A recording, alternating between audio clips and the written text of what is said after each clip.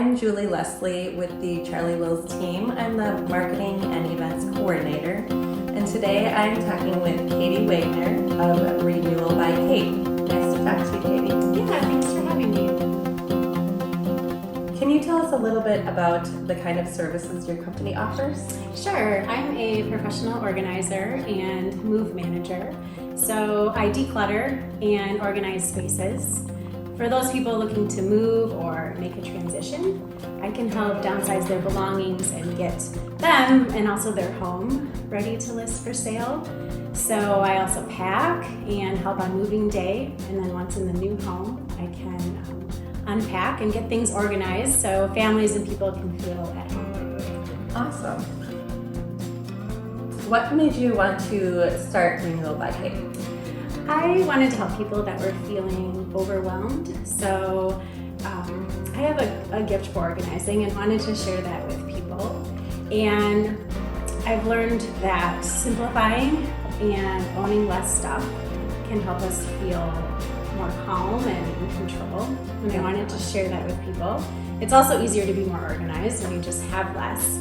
So my hope is that I can organize spaces for people so they can find what they need when they need it, so they know what they have.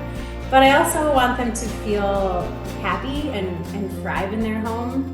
I don't want them to feel overwhelmed by all the stuff around them. I want them to be able to, enjoy and do the things they love to do. Do you have any advice to someone moving into a new home?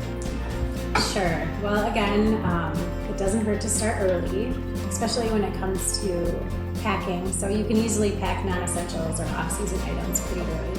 But I also say to start early because you'll want to work in shorter periods of time just to reduce the risk of burnout and tossing things into boxes on moving day. Kind of have a plan. So yeah, that's my second tip, is to have a packing plan or a schedule. So think about when you're moving, and then think about how much time you realistically have available to pack, whether that be on a daily basis or maybe just on the weekends, and kind of work backwards so you know when you need to pack and when you need to get started.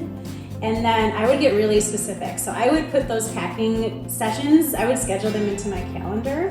And then I would also say, so instead of just saying, we're gonna pack on Saturday, I would say, we're gonna pack Saturday from 9 to noon and we're gonna work on like the linen closet and the hallway bathroom, for example. So that narrows the focus, because people get really overwhelmed when they have to pack their entire home. Yeah.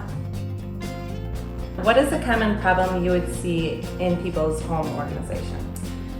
Yes. So people tend to overbuy. Probably not a shocker, right? I think we just purchase too much stuff, and something is too much when it doesn't fit into the space that you have, or comfortably fit, or you have so much you don't really even know what you have, and that can lead to disorganization.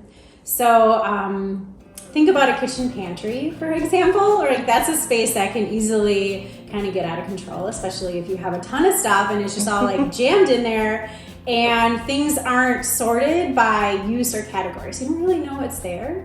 And you're making spaghetti for dinner, and you're more than likely to go buy another can of spaghetti sauce when you already have 3 in the pantry, right? So I also tell people a good rule of thumb is a 1-for-1 rule. So if you're buying something new, that means something in your house needs to go. If I were to buy a new coffee mug, maybe there's an old coffee mug I don't like or use anymore that could go. Or at least something from the cabinet where the mug is stored, just to make sure that space doesn't start to get too full. Yeah, that makes so much sense. Sometimes getting rid of items and organizing can seem like an overwhelming task, and it's hard to know where to start. Do you have any advice for that? Right, so start small and narrow the scope of the project. So since we're in the kitchen, let's say the kitchen needs to be organized. Well, don't make that your plan for a Saturday. That's a lot to tackle, and you might not finish the project. So instead, when you're getting started, I would say devote maybe 30 minutes and just pick one drawer or one cabinet just to get started, and make it an easy win. For me, finding those food storage containers and lids, matching all of those up would be an easy thing to do. Right. And you would accomplish it, and then maybe the next day you could spend a little bit more time organizing the kitchen and pick like 2 cabinets or something. So just start small. Don't feel like you have to do the whole area in one sitting. That's great advice.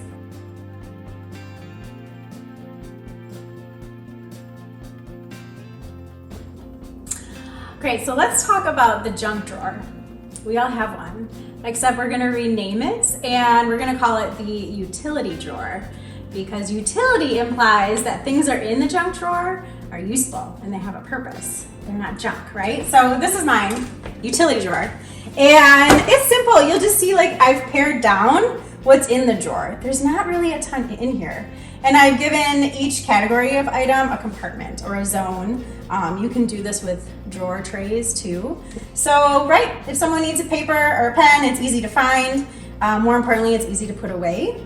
And I found my family does not toss stuff in the drawer because they have to find a place for it to go. So this is the utility drawer. And then another organizing product I love are turntables or Lazy Susans. So I have a couple up here in the cabinet. So one's down here and then another up on top. And the reason I love these is because I can see what I have and I can access everything that I need. Sometimes people just have all of these like sauces, oils, vinegars, just setting in the cabinet. And it's hard to keep that organized and neat and tidy and hard to know what you have. So add a couple Lazy Susans. I have some in our refrigerator. That was a game changer. So let me show you that. So here are the Lazy Susans in our refrigerator up on the top shelf there. Great for jars and canned goods. Again, making everything visible and easy to access. So the last tip I have for you is a packing list, but this kind of packing is for vacations or a weekend trip.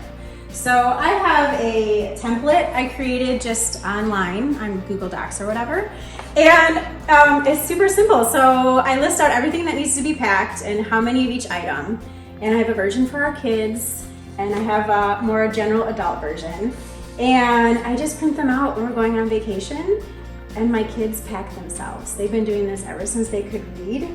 And as a parent, I love it because it's one less thing I have to do while we're preparing to leave town. So I just suggest typing it up once and spending a couple minutes every time you're gonna head out of town to update it. Print it off for each family member, and that way things aren't forgotten and you don't have to worry about packing it out yourself. Thank you so much for sharing with us today, Katie. You're welcome. Thanks for having me. For more tips or to contact me, you can visit renewalbykate.com or send me an email at katie@renewalbykate.com. Thank you.